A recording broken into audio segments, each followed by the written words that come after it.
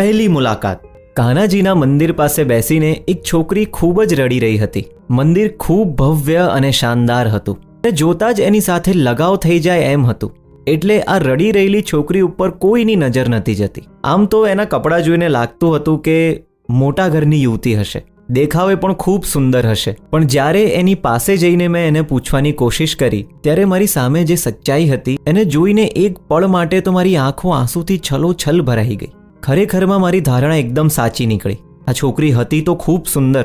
એની અનિયારી ભૂરી આંખો, એના ભરાવદાર હોઠ, એના રેશમી વાળ અને એની આંખોમાંથી વહી રહેલા આંસુ પણ એની સુંદરતાને નિખાર આપી રહ્યા હતા. એક પળ માટે તો હું એની સામે જ જોઈ રહ્યો, કેમ કે આટલી સુંદરતા એક રંગમાં કેદ હતી અને એ રંગ હતો કાળો રંગ. કાળો રંગ એટલે બુરાઈનું પ્રતીક. ગોરાઓ સામે હંમેશા નીચો ગણવામાં આવે. પણ વાત અહીં ખતમ નથી થતી. કાળો રંગ ધરાવનાર વ્યક્તિની પણ હંમેશા સમાજમાં અવગણના થતી જ રહે છે. ખબર નહીં કેમ, પણ આ છોકરીનો રંગ જોઈને જ હું સમજી ગયો કે આના દુઃખોનું કારણ એના રંગ સિવાય બીજું કંઈ જ ના હોઈ શકે. એટલે હું એની નજીક ગયો અને એની પાસે જઈને બેઠો. પહેલાં તો એનું ધ્યાન કાનાને શિકાયત કરવામાં હતું, એટલે પહેલાં તો એણે મારી તરફ ધ્યાન આપ્યું જ નહીં. એની શિકાયત હું મારા કાને સાંભળી રહ્યો હતો.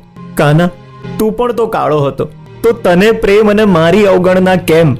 કાના, તને ખબર છે, મારા રંગના લીધે મને અત્યાર સુધી દરેક જગ્યાએ નુકસાન થતું જ આવ્યું છે. ના મારા કોઈ દોસ્ત છે, ના ક્યારેય શાળામાં મારી હોશિયારીને ધ્યાનમાં રાખવામાં આવી હતી. અને એટલું જ નહીં, આજે તો મારો રંગ જોઈને મને ઇન્ટરવ્યૂમાં પણ નાપાસ કરવામાં આવી. કાના, આજે તો તું મને જણાવી જ દે કે તને દુલાર અને મને ધિક્કાર કેમ? તારા રંગને લઈને લોકો તને પ્રેમ કરી શકે તો મને કેમ નહીં? છોડ, મારી અને તારી સરખામણી ક્યાંથી? તું તો ઈશ્વર છે અને હું બદસૂરત અને અબળા પણ કહી શકું હવે તો, કેમ કે હું મારી ખુદ માટે જ કંઈ કરી શકતી નથી. હવે મારું મન પણ હળવું થઈ ચૂક્યું છે અને મારી શિકાયત પણ પૂરી થઈ ચૂકી છે. હવે હું જાઉં છું, ફરી આવીશ મારા દુઃખ તારી સાથે શેર કરવા. એ એની શિકાયત પૂરી કરીને ઊભી થઈ અને એની નજર મારી ઉપર આવીને રોકાઈ. મેં મારા ચહેરા ઉપર થોડુંક મધુર સ્મિત ભર્યું, પણ એના ચહેરા ઉપર ખુશીનો અણસાર પણ ના આવ્યો. એ મુરલીધર આગળ હાથ જોડીને ત્યાંથી ચાલી નીકળી. ખબર નહીં પણ કેમ મારું મન આ યુવતીને જાણવા માટે તલપાપડ થઈ રહ્યું હતું. એટલે હું ફટાફટ ઊભો થઈને આ યુવતી પાછળ ચાલવા લાગ્યો. એ ચાલતી હતી એ જ વખતે મારી નજર એના હાથમાં રહેલી પ્રસાદની થાળી ઉપર પડી, જેમાં બેસનના લાડુ હતા. મંદિરની સીડીઓ પાસે આવીને એણે લાડુ વહેંચવાના શરૂ કર્યા. એની પાછળ પાછળ જ હું ચાલતો હતો અને ત્યાં થઈ રહેલી દરેક પળને હું નિહાળી રહ્યો હતો. એ બધાને આ પ્રસાદ આપવા માંગતી હતી, પણ એની પાસેથી કોઈ આ પ્રસાદ લેવા માટે તૈયાર નહોતું.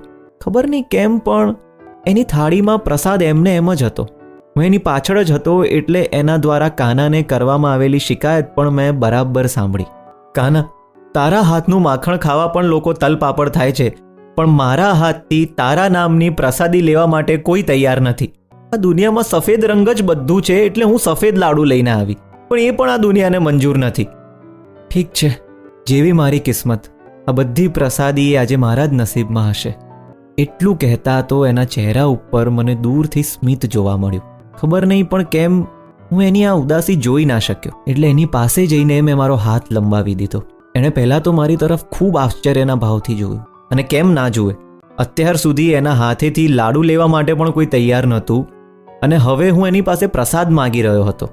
થોડા સમય સુધી તો એ મારી તરફ જોઈ રહી અને મેં પણ ખૂબ અપેક્ષા સહ મારો હાથ આમ જ લંબાવી રાખ્યો. થોડા સમય પછી એણે મારા હાથમાં પ્રસાદ આપ્યો અને હું એ લાડુને ખૂબ ખુશી સાથે ખાવા લાગ્યો. લાડુ ખાતા ખાતા મારું ધ્યાન એની આંખો તરફ ગયું અને એની આંખોમાં આંસુ હતા. શાયદ કારણ હું જાણતો હતો તો પણ મેં પૂછ્યું, માફ કરશો, પણ હું તમારા અને કાના વચ્ચે ચાલી રહેલી વાતચીત સાંભળી ચૂક્યો છું અને ખરેખરમાં મને લોકોની માનસિકતા ઉપર શરમ આવી રહી છે. થોડા સમય પહેલાં જોયું કે રંગના લીધે કોઈ ઈશ્વરનો પ્રસાદ લેવા માટે પણ તૈયાર નહોતું, પણ તમે હિંમત ના હાર્યા. પણ હવે તો મેં પ્રસાદ પણ ગ્રહણ કરી લીધો છે, તો હવે તમારી આંખોમાં આંસુ કેમ? ત્યારે ખૂબ સહજ અવાજમાં બોલી, તમે મારી શિકાયત તો સાંભળી ચૂક્યા છો અને જે થયું એ બધું તમે તમારી આંખોથી જોઈ ચૂક્યા છો. તમારા પ્રશ્નનો બસ મારી પાસે એક જ જવાબ છે કે રંગથી ઉપર ઇન્સાનિયત હોય છે, જેનાથી આજે મારી મુલાકાત થઈ ચૂકી છે. બસ એ વાતને લીધે મારી આંખોમાં આંસુ છે. ચાલો હવે મને મોડું થાય છે, હું જાઉં છું. એ મને આટલું કહીને ત્યાંથી જવા લાગી, પણ મારું મન નહોતું ભરાયું. એટલે મેં એને પાછળથી પૂછ્યું, તમારું શુભ નામ શું છે? ત્યારે એણે એના ચહેરા ઉપર સ્મિત ભરીને કહ્યું, જે રંગનો હંમેશા તિરસ્કાર થતો હોય, જેને અશુભ ગણવામાં આવતો હોય, એનું બીજું નામ શું હોઈ શકે? કાળી. એના શબ્દો મારા દિલને આરપાર થઈ રહ્યા હતા. હું આગળ કંઈ જ ના બોલી શક્યો. બસ એની તરફ મારો હાથ લંબાવીને બાય કહી શક્યો. એ ત્યાંથી ચાલીને એની કારમાં બેસી ગઈ. એ તો જઈ ચૂકી હતી, પણ મારું મન એકાએક અશાંત થઈ ચૂક્યું હતું. દુનિયાની વાસ્તવિકતાથી હું અજાણ નહોતો, પણ મારું મન એ માનવા માટે તૈયાર જ નહોતું કે આટલું મોટું મન ધરાવનાર યુવતીની પણ અવગણના થઈ શકે. પણ એને મળીને લાગ્યું કે હવે રોજ મળવાનું થશે અને એના વિશે જાણવાનું પણ મને ખૂબ મન હતું. એટલે કંઈ પણ કરીને એનું સરનામું શોધવા હું લાગી ગયો. ફેસબુક, ઇન્સ્ટાગ્રામ બધું ચેક કરી ચૂક્યો, પણ એ મને ક્યાંય ના મળી. પણ મને લાગતું હતું કે એની સાથે મુલાકાત થશે જરૂર.